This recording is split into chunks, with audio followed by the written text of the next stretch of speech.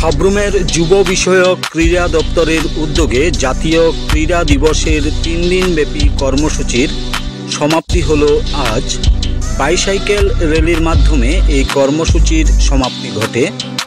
হকির জাদুকর ধ্যানচাঁদের জন্মদিনে জাতীয় ক্রীড়া দিবস পালিত হয়ে থাকে। এই বছর সাব্রুমের যুব বিষয়ক ক্রীড়া দপ্তরের উদ্যোগে 3 দিনব্যাপী কর্মসূচির মাধ্যমে জাতীয় ক্রীড়া দিবস পালন করেছেন। যোগা প্রদর্শন, দড়ি টানাটানি প্রতিযোগিতা, কাবাডি প্রতিযোগিতা এবং বাইসাইকেল র্যালি মাধ্যমে এই 3 দিনব্যাপী কর্মসূচি অনুষ্ঠিত হয়। আজ সকাল 10 ঘটিকায় 3 দিনব্যাপী কর্মসূচির সমাপ্তি অনুষ্ঠান অনুষ্ঠিত হয়। সমাপ্তি অনুষ্ঠানে উপস্থিত ছিলেন সমাজসেবী তাপস লোধ, গৌতম ত্রিপুরা, যুব বিষয়ক ক্রীড়া দপ্তরের আধিকারিক জিমি দেববর্মা সহ শারীর শিক্ষক এবং বিভিন্ন বিদ্যালয়ের ছাত্রছাত্রী ও শিক্ষক শিক্ষিকারা। মহকুমা যুব বিষয়ক ক্রীড়া দপ্তরের উদ্যোগে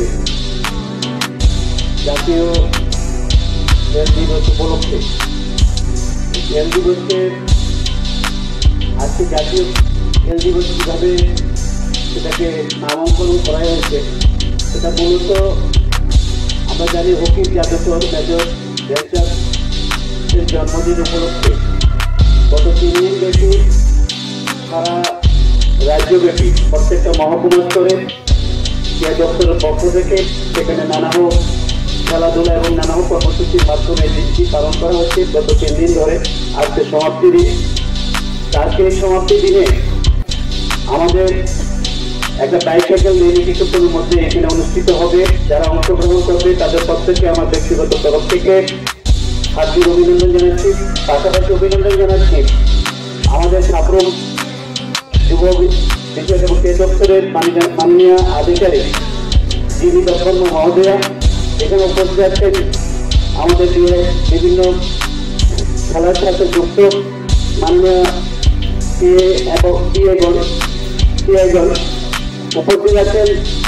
এই বাজারের সমস্ত ব্যবসায়িকবৃন্দ, পথচলতি জনগণ, যারা আজকে এখানে এই প্রোগ্রামকে সাক্ষাৎ করার জন্য সর্বাত্মক সহযোগিতা করেছেন, সবাইকে আমার ব্যক্তিগত তরফ থেকে আন্তরিক অভিনন্দন জানাচ্ছি।